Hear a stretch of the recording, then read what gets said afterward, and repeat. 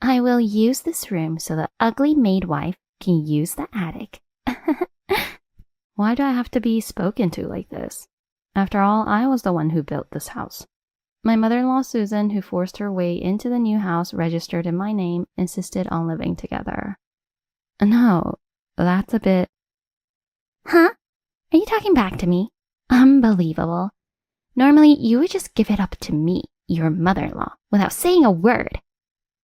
No. Normally you wouldn't give it up, and I definitely don't want to give anything to you, who has been bullying me all this time. After that, Susan and I continued to argue for a while, but it gradually became a hassle. I'm saying it's okay for you to live in the attic. Hurry up and tell me you'll give me this house, you ugly bride. What Susan said was the last straw. Calling me ugly and a maid? Give me a break. If that's what you're going to say, fine. All right, I understand. Then, Susan, please live in this house. I will leave. You should have just obeyed me from the start. Well then, I will gladly live in this house. Susan was overjoyed to hear I was leaving. She can enjoy it for now, but let me clarify, I never once said, I will give you the house. The ownership of this house is still mine. I will never forgive Susan, who always bullied me as her daughter-in-law. When I leave the house, I swore in my heart that I would get my revenge on Susan. My name is Claire. 4 years ago, I married Jeff, a man of my age who works at a car dealership. Claire, do you ever think about wanting your own home? Well, yes, but we haven't saved up much money yet. Right. If only I could earn more. Although I work as a designer at a major advertising agency, I couldn't afford to buy a house yet. We lived in a cheap apartment, dreaming of one day building our own home. The relationship with my husband is good and we rarely fight. But his mother, Susan, and I have the worst relationship. You're Jeff's marriage partner? You look like you have little luck. I wonder what Jeff saw in someone like you. When I went to my in-laws' house to greet them for marriage, I still remember being told that by Susan, whom I met for the first time. All I could do at that time was to give a bitter smile and just endure as time passed. And just so you know, I've never had financial problems. My husband has passed away, but he was an executive at a company. We received a substantial retirement fund. Envious, aren't you? Hey, stop it. It's embarrassing. There's no need to boast like that. It's the truth, so it's fine. I come from a wealthy family and we even had maids. Oh, how about it? Since you're here, why don't you work as my maid? No, I'd rather not. This is the first time I've met someone who flaunts their wealth like this. From the way she speaks, she must have been quite wealthy. However, my husband doesn't usually talk about such things. Surely, having grown up seeing his mother like this, he must have thought not to turn out the same. Hey, what's up? You seem spaced out. Huh? Oh, sorry. I just got lost in thought about the past. While talking about money with my husband, I inadvertently remembered meeting Susan. I should stop thinking about her so much. Our apartment and my in-laws' house are about a 30-minute walk apart, but my husband probably keeps it that way. Susan doesn't visit us often. Meeting just a few times a year is totally fine. If we keep our distance like this, I should be safe. That's what I thought, but an event happened that led me to receive terrible treatment from Susan. It was 6 months later. When I came home from work, my husband was sitting in a chair with a somber expression. What happened to make him look so serious? Jeff, what's wrong? When I asked, my husband knelt down crying and apologized to me. I'm sorry. I'm really sorry. I got fired from the company. What? But why? The company was involved in some malpractices and it came to light. Because of that, profits plummeted and they started downsizing. I was also targeted because my sales performance wasn't very good. So it's a layoff. I can't blame him for this. It's okay. We'll just have to find another job. But with a reduced income, who knows when we can buy a home if we keep paying rent for the apartment. That's true, but we'll just have to try and cut back, right? That's right. From now on, my income alone will have to suffice. I was wondering what to do when my husband made a suggestion. My husband suggested that we live with his parents. So, you might not like this, but how about we live at my parents' house for a while? It would save on rent. Indeed, that would save on rent, and we might even be able to save a little bit. No other choice. Honestly, I hated the idea of living with Susan, but after discussing it with my husband, we decided to move to his parents' house. A week later, we moved out of our apartment and headed to my husband's parents' house. Well, you finally made it. Welcome. Thank you. We'll be in your care for a while. Meeting Susan after such a long time, I felt frightened, even though she hadn't done anything yet. Seeing my fear, Susan smirked. You understand your place here as a guest in this house, right? Sorry? What do you mean? It's obvious, isn't it? You'll be doing the cleaning, laundry, and shopping, right? What? Of course, that's only natural. Start with cleaning the living room, and you can use any room you like. She said this and returned to her own room. Although I knew I had to help out since we were staying there, a part of me wanted to protest. I held my tongue, thinking maybe she understood that I worked too. However, I was being naive. The next day, the severe bullying by Susan began. Aren't you back from work late? Look, there's a pile of laundry, and today you need to clean the bathroom. And hurry up with dinner. I'm starving. At that point, it would have been nice if she could do some of it herself, but I didn't have the courage to ask that. I didn't want to upset her and risk being kicked out. Sorry. I'll get on it right away. Complying so meekly was perhaps my mistake. From that day forward, the bullying from Susan escalated. Bring me coffee. I'm tired. Give me a massage. Every day as soon as I returned from work, she would order me around, leaving me no time to rest. I just wanted to get out of there as soon as possible. I'm hoping things will change, but it seems Jeff still hasn't found a job, so we can't move out of his parents' house yet. Susan, I'm sorry to ask you this, but I come home late from work too. If possible, could you help out with the household chores during the day? Huh? Why should I have to do that? If you're going to say that, you might as well quit your job. Being told to quit my job? It's not that simple. That night before going to bed, I told my husband what his mother had said. Today, your mother told me to quit my job if I can't manage the household. Could you maybe ask her to help out a little with the chores? Even if she said that, maybe it's not a bad idea for you to quit your job. What are you saying? You haven't found a job yet, and if I quit too, we wouldn't be able to survive. It'll be okay. We'll make do. Jeff says it'll be okay, as if it doesn't concern him, but I don't see any sign of him looking for a job. Even when I come home early, he's just lounging on the sofa, and on weekends, he's just drinking beer from morning. From that moment, I started to feel like I couldn't rely on my husband. Of course, he hasn't said anything to his mother. 3 months have passed, and the bullying from Susan continues. At this rate, it really might break my heart and spirit. That's when I decided to forcefully go ahead and buy a new house. When I told my husband about buying a new house, he responded indifferently. Sure. Why not? I immediately took my husband to a real estate agent. If we started building a new house now, we'd still have to live with Susan for at least 6 more months.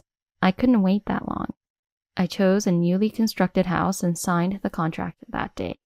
That would finally free me from Susan's torment, but my plans were fragile and quickly fell apart.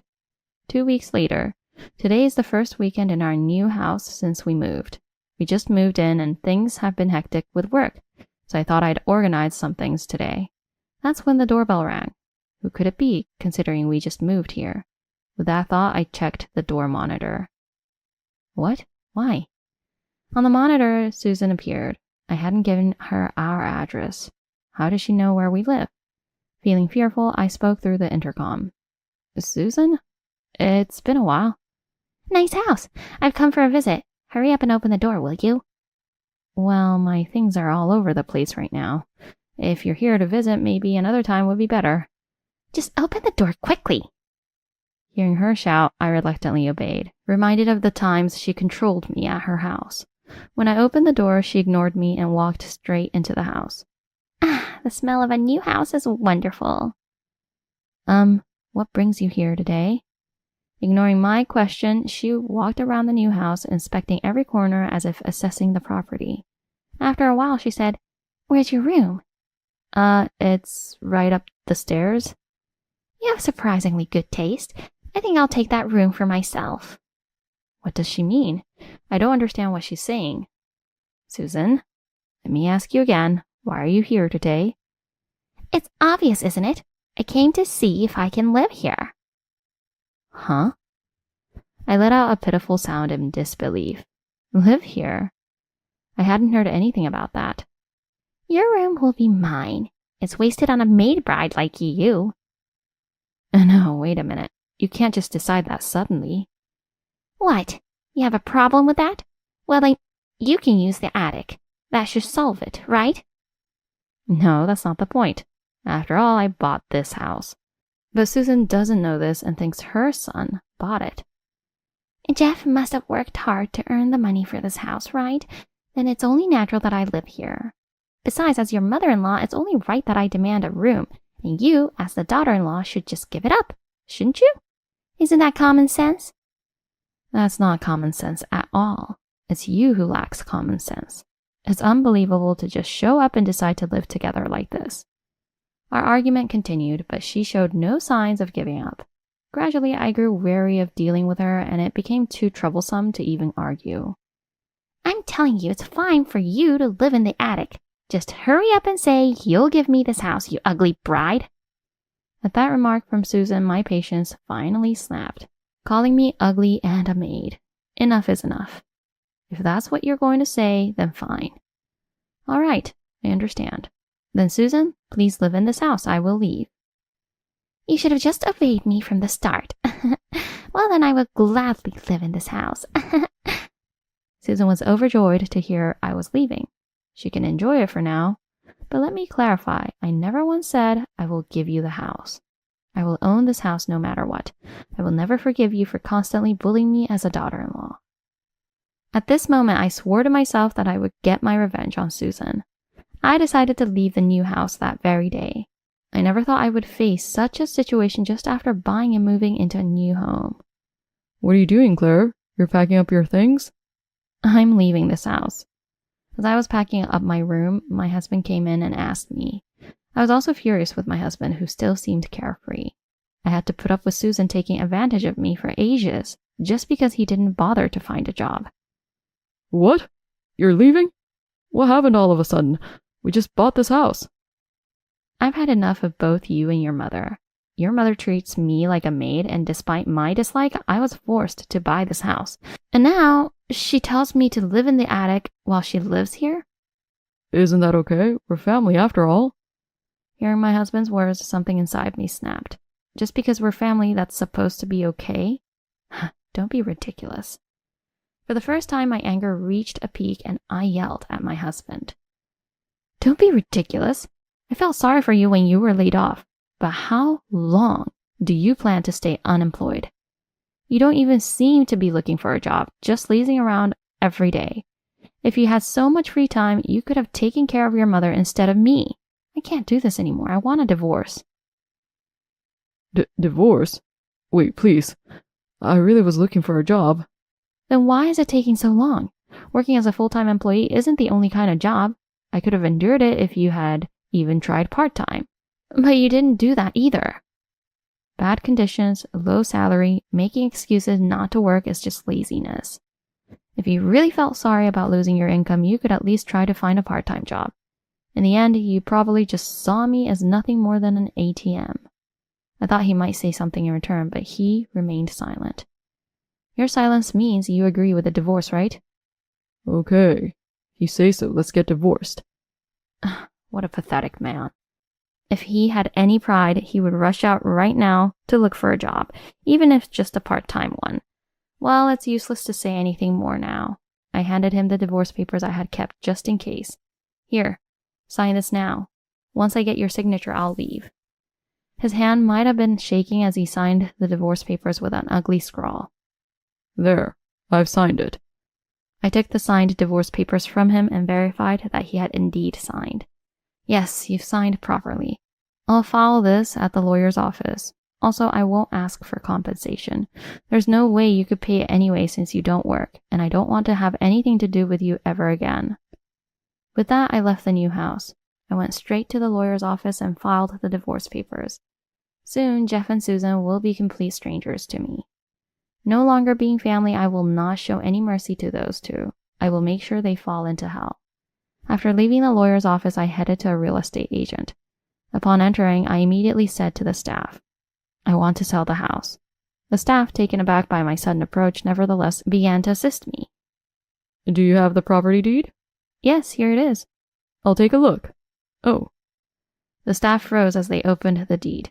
"What's wrong? Is there a reason it can't be sold?" "What's the matter?" Well, this house was just recently bought, wasn't it? It's not even half a year old.